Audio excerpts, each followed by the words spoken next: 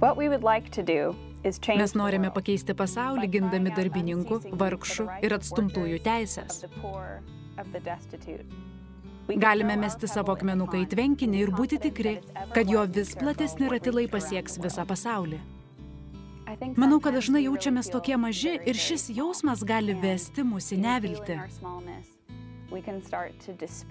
Vietoje to mes pasirenkame nieko nedaryti akivaizdžios neteisybės, nedraugiškumo ir abejingumo akivaizdoje. Ši citata mums primena, kad būdami Dievo vaikai esame įgalioti veikti ir kaip Dievo vaikai privalome tai daryti.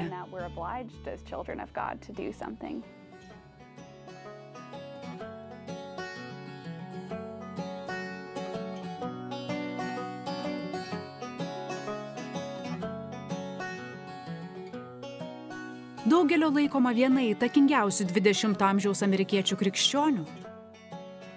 Dorotei katalikybė atsivertė būdama 30 metų. Kartu su prancūzu Peteriu Maurinu ji įkūrė katalikų darbininkų judėjimą, ypač vaisingą svetingumo ir tarnystės vargšams veiklą.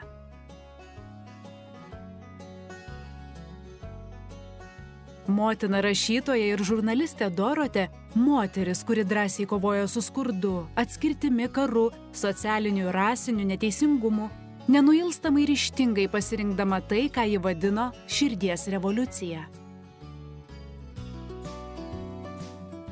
Didžiausias šios dienos iššūkis – kaip įvykdyti širdies revoliuciją, revoliuciją, kuri turi prasidėti nuo kiekvieno iš mūsų? Šiandien Dorotė mus kviečia meilę paversti savo gyvenimo minčių ir veiksmų pagrindu. Ji nusipelnė, kad sustotume ir pažintume ją truputį daugiau, kad nustebtume, kad būtume sujaudinti, kad išdrįstume svajoti jos pavyzdžių apie teisingesnį, taikingesnį, broliškesnį pasaulį.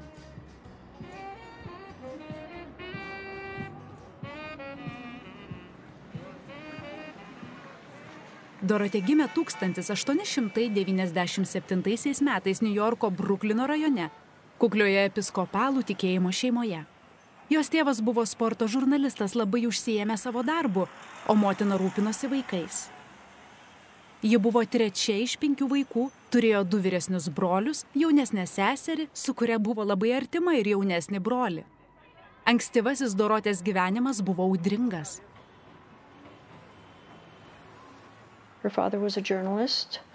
Jos tėvas buvo žurnalistas ir ji, kaip ir 2 vyresnieji broliai, galiausiai taip pat tapo žurnaliste. Jie visi buvo rašytojai. Vaikystėje ją persikėlė į San Franciską, kai jai buvo 8, ten buvo per San Francisko žemės drebėjimą.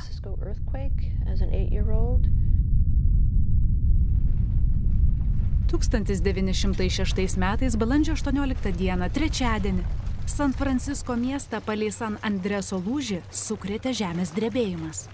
Žemės drebėjimas tebėra viena didžiausių stichinių nelaimių ištikusių didelį Amerikos miestą. Apie 250 000 žmonių buvo priversti palikti savo namus, o 3 000 žuvo. Ji matė, kad jos motina daro gailestingumo darbus, rūpinasi visais šios baisios nelaimės metu.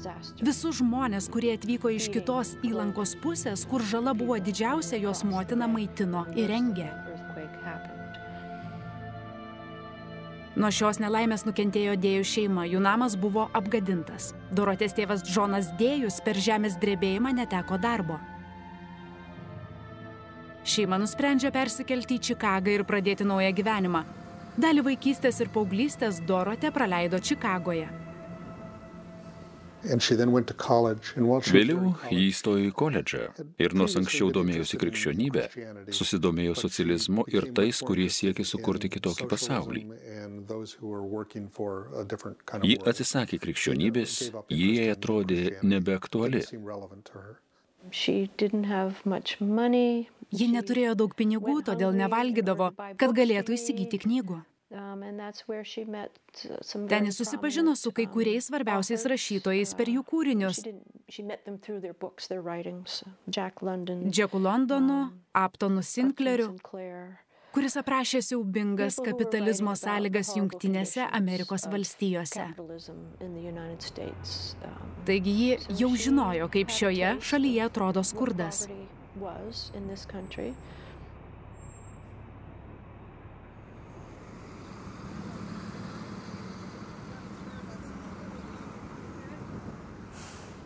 Po keliarių metų ji paliko universitetą ir grįžo į New Yorką, kur pradėjo dirbti radikaliuose, socialistiniuose ir kraštutinių kairiųjų laikraščiuose. Tai buvo jos žurnalistinės karjeros pradžia.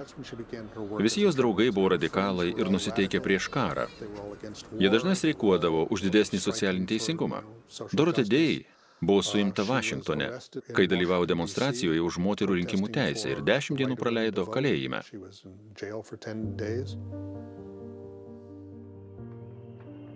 1903 metais Anglijoje prasidėjęs sufražisčių judėjimas išplito ir Jungtinėse Amerikos valstijose. Po ilgos kovos 1920 metais Amerikos moteris gavo teisę balsuoti nacionaliniu lygmeniu.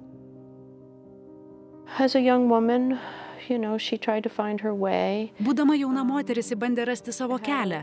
Ji turėjo nelaimingą meilės nuotykį ir patyrė aborto siaubą. Tada jis sutiko mano senelį ir jame rado paguodą. Paskui jį pagimdė mano mamą, kuri priartino prie Dievo.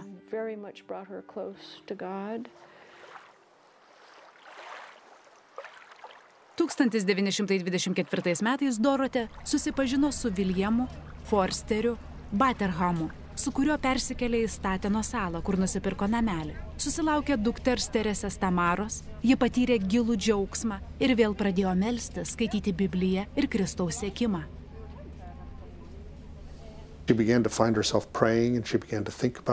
Ji meldėsi ir pradėjo galvoti apie tai, kad jos dukra galėtų tapti katalike.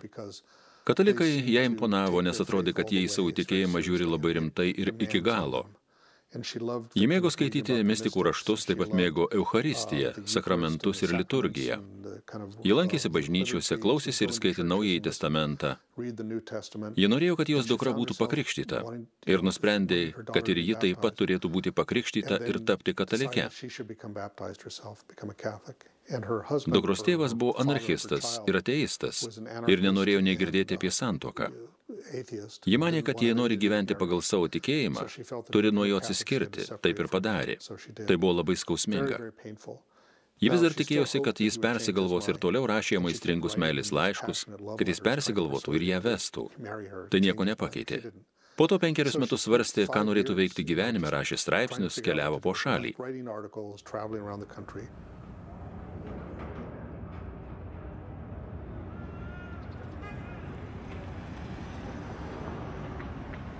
Dorothy Day ketina nušviesti demonstraciją Vašingtone, komunistų demonstraciją. Per šią demonstraciją jį paklaus savęs, kur yra bažnyčia, kur yra ši bažnyčia, kuri turėtų būti su vargšais. Jos ten nėra katalikų. Taigi Vašingtone ji eis melstis į nekaltojo prasidėjimo katedrą ir sakys: Dieve, man reikia ženklo. Man reikia, kad parodytum man būdą, kaip suderinti savo troškimą siekti socialinio teisingumo su tikėjimu. Galiausiai grįžo į New Yorką, kur sutiko prancūzą Peterį Mauriną, kuris jos laukė. Kažkas jam apie ją papasakoja ir jis manė, kad jų idėjos panašios. Jis pradėjo kalbėti su ją apie idėją pradėti judėjimą per laikraštį ir jis suprato, kad tai yra būtent tai, ko ji ieškojo. Po atsivertimo ir apvaizdos dovanoto susitikimo su Peteriu Maurinu Dorothy Day įkūrė katalikų darbininkų judėjimą ir pasirinko savo gyvenimą skirti tarnystei vargingiausiems. Šis judėjimas, kuris vėliau labai išaugo, padėjo daugeliui žmonių didžiąją ekonominę krizę Jungtinėse Amerikos valstijose. Po 1929 metų akcijų biržos griūties įstūmusio šalį į skurdą. Pradėdama savo veiklą, ji pasirinko Kristų kaip savo kasdienio gyvenimo centrą, švenčiant Eucharistiją, skaitant šventąjį raštą ir šventųjų gyvenimus. Petras Maurinas davė jai tai, kas vėliau tapo katalikų darbininkijos pagrindu. Jis sako, kad mums reikia svetingumų namų vargšams apgyvendinti, laikraščio ir apskritųjų stalų, diskusijų bei grįžimo prie žemės. Būtent Petro programa davė pradžią katalikų darbininkų judėjimui. Šis judėjimas gimė krizės metu. Didžioji ekonominė krizė – tai laikas, kai kapitalizmas neveikia. Įvyko didžiulė griūtis, daugybė žmonių buvo priversti persikraustyti savo šalyje. Dorothy Day gyvenimas glaudžiai susijęs su Amerikos istorija. Didžioji ekonominė krizė, dar vadinama Didžiąja depresija, tai pasaulio istorijos laikotarpis nuo 1929 metų biržos griūties iki Antrojo pasaulinio karo. Tai buvo svarbiausia 20-ojo amžiaus ekonominė krizė, kuriai buvo būdinga didelė defliacija ir spartus nedarbo augimas. 1932 metais Jungtinėse valstijose buvo 13 milijonų bedarbių. 1933 gegužės 1 pasirodė pirmasis katalikų darbininko numeris. Žmonės pradėjo burtis, jungtis ir susipažinti su laikraščio idėjomis. Tai paskatino Dorotę įkurti vadinamosius svetingumo namus, prieglaudą namus miesto centre, kuriuose alkstantieji gaudavo maisto, o kai kuriems buvo suteikta pastogė. Ji taip pat tapo susitikimų vieta, kurioje galima diskutuoti ir aptarti tikėjimo bei socialinės veiklos ryšį. Niujorko katalikų darbininkų bendruomenę sudaro 3 dalis. Mieste turime 2 namus. Čia praktikuojame svetingumą ir teikiame karštą maistą. Tačiau pas mus gyvena ir buvę benamiai. Taip pat esame atsakingi už laikraščio Katalikų darbininkas to paties, kurį pradėjo leisti Dorotė leidyba. Šie 3 namai bendradarbiauja ir padeda plėtoti skelbiamas idėjas bei platinti laikraščius. Turime ne tik 2 namus miesto centre, bet ir Petro Maurino ūkį, kuris yra maždaug už 1,5 valandos kelio į šiaurę nuo miesto. Jis taip pat yra mūsų bendruomenės dalis, o jam vadovauja tie patys žmonės, kurie administruoja 2 centre esančius namus. Ji pasakė, mums reikia širdies revoliucijos. Manau, kad šiais laikais mums reikia pakeisti savo širdį, pakeisti tai, kaip mes priimame kitus, kaip suvokiame kitus. Tai jį išmoko iš Petro Maurino. Jei norite pakeisti pasaulį, pradėkite nuo savęs, o keisdami save galite pakeisti kitus.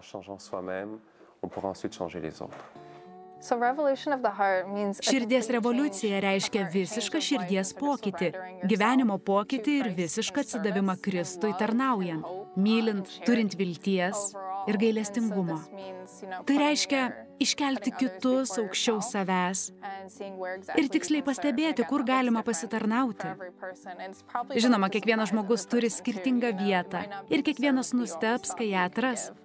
Galbūt tai netrodo taip, kaip tikėjotės tarnauti, bet jei būsime atviri Dievui ir leisime jam keisti mus, nemanau, kad galėsime nusivilti ir manau, kad darysime didesnę įtaką aplinkiniams.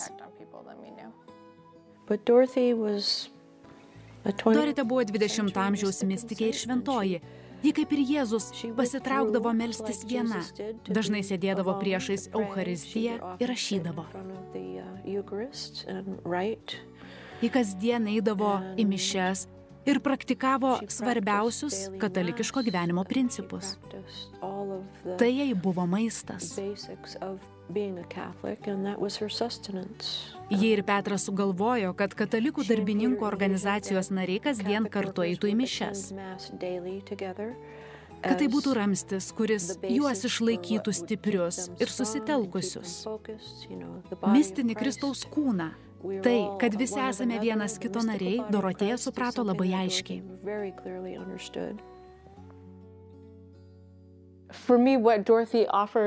Man Dorotė parodo, kaip jis sujungia dalykus, kurie mums atrodo priešingi.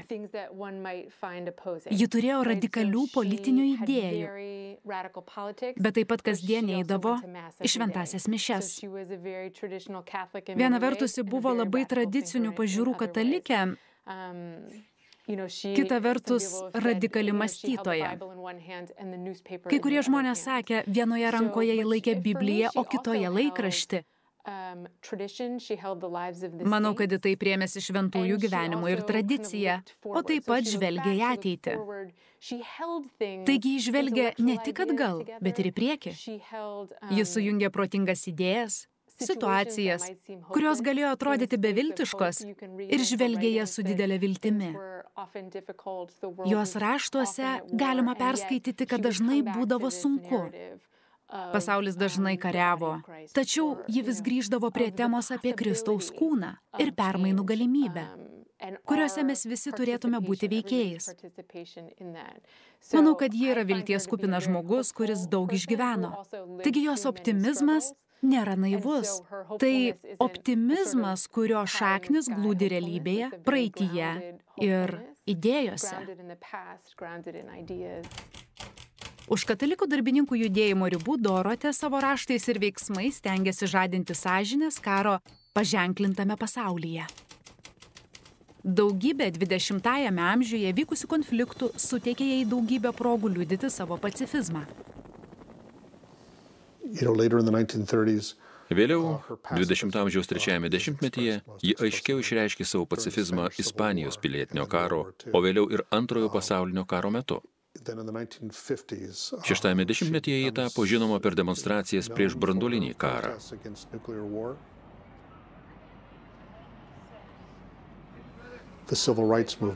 Pilietinių teisių judėjimas buvo pačiame įkarštyje ir Dorotė staiga tapo naujos kartos sąžinė. Nuo pat pirmųjų katalikų darbininkų numerių, Dorotė ir katalikų darbininkų judėjimas visada domėjosi pilietinių teisių klausimais, bei afroamerikiečių kova už teisingumą ir pilietinės teisės. Ypač 70-ame dešimtmetyje ji daug dėmesio bei paramos skyrė judėjimui už pilietinės teisės ir kelis kartus lankėsi pietuose, kur rašė apie šias problemas. From 1955 to 1961, 1955–61 Niujorke kartą per metus buvo rengiamos priešlėktuvinės pratybos ir reikėjo slėptis metro arba pastato, kuriame buvote rūsyje. Gatvės turėjo būti tuščios. Iš esmės valstybė teigia, kad branduolinės atakos atveju visi turi slėptis. Dorothy Day ir Amonas Hennessy sakė, kad tai buvo psichologinis karas prieš Amerikos žmonės ir kad jeigu įvyktų branduolinė ataka ir žmonės nueitų į pogrindį, jie atsidurtų kapuose.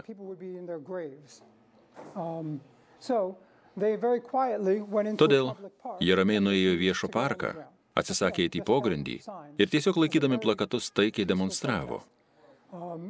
Jei neklystu, Dorothy Day už tai kalėjo 30 ar 60 dienų. 7 metus jie taikiai protestavo per kiekvienas oro antskrydžio pratybas. Tačiau 4 metais atsirado naujas narys iš judėjimo besipriešinančių karui lyga, kuris pasakė, klausykite, tai, ką jūs darote, yra nuostabu, bet mums reikia suartėti su universitetais, kad sudomintume jaunimą šiuo reikalu. 4 metais prie demonstracijos prisijungė 500 žmonių, 5-aisiais 1000, o 6-aisiais 2500, ir ne tik parke, bet ir keliose miesto vietose. Ir jie laimėjo. Vyriausybė nutraukė oro antskrydžių pratybas, taigi tai buvo nepaprastai sėkminga taiki kampanija. Was a remarkably successful, peaceful campaign. The FBI is the Federal Bureau of Investigation, and it had a reputation. FTB, federalinis tyrimų biuras, 6-ame ir 7-ame dešimtmečiuose turėjo reputaciją kaip šnipinėjantis tai, ką jie vadino ardomąją ar antiamerikietišką veiklą. Jiems visi radikalai atrodė dirbantys Rusijai. Buvo antiamerikietiški ir pavojingi. Šaltojo karo metais buvo priimta daugybė įstatymų, kuriais bandyta išnaikinti bet kokią radikalią veiklą ir ideologijas.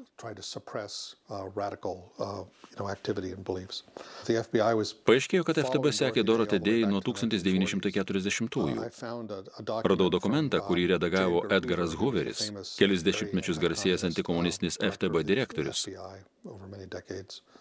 Jis sekė Martiną Lutherį Kingą ir kitus radikalus.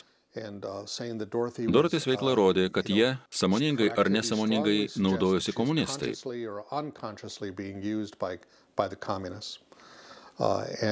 Ji buvo įtraukta į sąrašą asmenų, kurie gali būti sulaikyti, areštuoti ar įkalinti nepaprastosios padėties atveju. Byla taip ir nebuvo iškelta. Tačiau įdomu, kad ji ir jos radikalumas sukėlė tokį susidomėjimą bei susirūpinimą.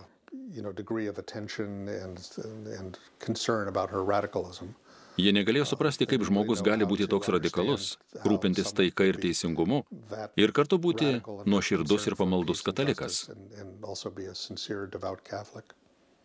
Dorotė, žinoma, labai aktyviai dalyvavo taikos judėjimuose, evangeliškame smurto nenaudojimo judėjime, dažnai meldėsi ir pasnikavo už taiką.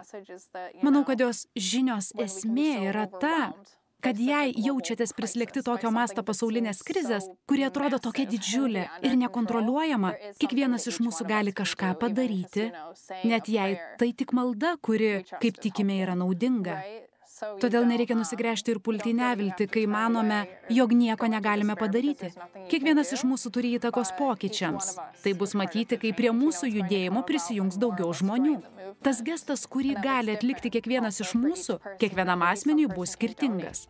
Galbūt vienas gali paaukoti maisto produktų, kitas stovėti prie konsulato, o trečias parašyti laišką. Mums tai reikia išsiaiškinti, ką mes esame pašaukti. Dorotė mus moko, kad galime kažką padaryti, kad esame svarbus, kad galime turėti įtakos problemų sprendimui. Konfliktai jai nebuvo svetimi. Jie atvirai protestavo prieš karą Vietname ir smerkė Amerikoje bei užsienyje vykdomus karo nusikaltimus. Man atrodo, kad Evangelijos žinia apie smurto nenaudojimą nesulaukia pakankamai dėmesio. Mes mylime ir priimame į savo kūną Dievą, kuris pasakė, kad kai kas nors tau trenkia, atsuk kitą skruostą. O jei kas nors liepia nueiti mylę, nueik 2. Galiausiai jis atidavė savo kūną ir gyvybę už žmones, kurie jis pjaudė, mušė ir viešai išrenginėjo. Tikinčiajam ir liudytojui tai labai sunku. Kryžius yra suklupimo, akmuo ir kvailystė. Manau, kad autentiškas krikščioniškas liudijimas kartais irgi toks yra.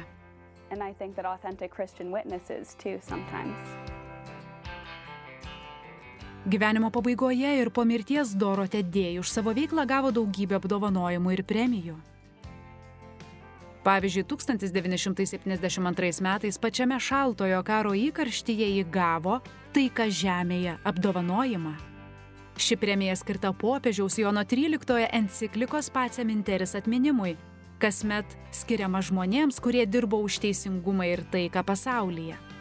7-ame dešimtmetyje Dorotė ėmė pavargti ir atsakomybę už savo darbą perdavė kitiems. 1980 metais lapkričio 29 dieną sulaukusi 83 metų, ji mirė nuo širdies nepakankamumo Marijos namuose, kuriuose gyveno šalia jos buvo dukra Tamara.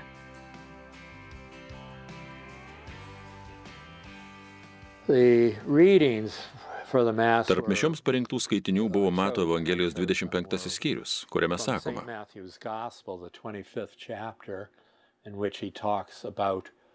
Aš buvau išalkęs ir jūs mane pavalgydinote. Buvau ištroškęs ir mane pagirdėte. Ką padarėte vienam iš šių mažiausiųjų mano brolių, man padarėte. Tai viena iš 2 ištraukų, kurios kartu su kalno pamokslu sudaro katalikų darbininko pagrindą.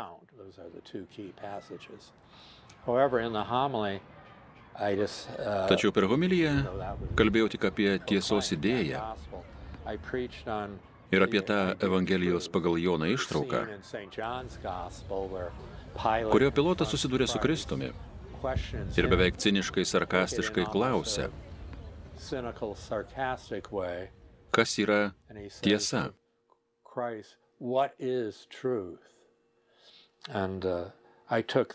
Kalbėdamas apie Dorotės gyvenimą, pasirinkau šią temą, nes jį ieškojo tiesos, o tiesa yra įkūnyta Kristuje.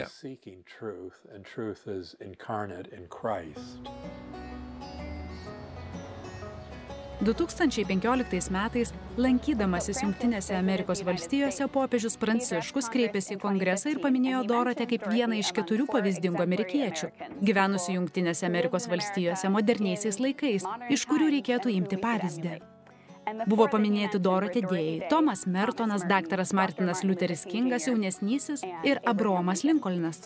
Būti paminėtam tarp šių didžiųjų vardų išties nuostabu. Manau, kad Dorotė yra nepaprastas šventumo pavyzdys šiandienos pasauliui. Ji yra tikra šventoji, gyvenusi Vatikano antrojo susirinkimo ir pastoracinės konstitucijos apie bažnyčią šiuolaikiniame pasaulyje Gaudium et Spes dvasia.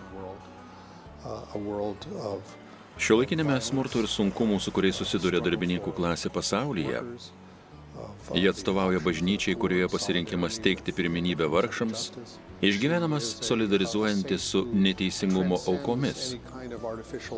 Ji yra šventoji peržengianti visas dirbtinės sienas tarp religinio pasaulio, bažnyčios pasaulio ir vyrų bei moterų pasaulio. Ji labai konkrečiai įkūnija popiežiaus Pranciškaus į bažnyčią atneštą mistijos supratimą. Bažnyčios, kuri yra vargšė, skirta vargšams, kuri ryžtasi paliesti Kristaus žaizdas tuose, kurie yra visuomenės pakraščiuose, periferijose. Tai bažnyčia, kuri nebijo susitepti ir išeina į gatves.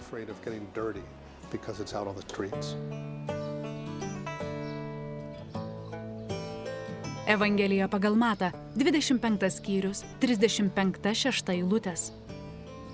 Aš buvau išalkęs ir jūs mane pavalgydinote.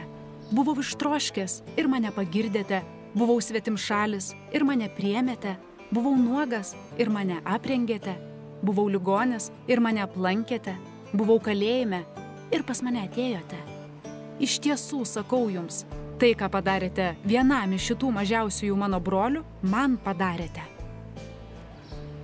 Viešpatie, žvelgdami į Dorotės Dei pavyzdį, meldžiame, kad ir mes būtume vienybės ir brolybės įrankiais ten, kur gyvename.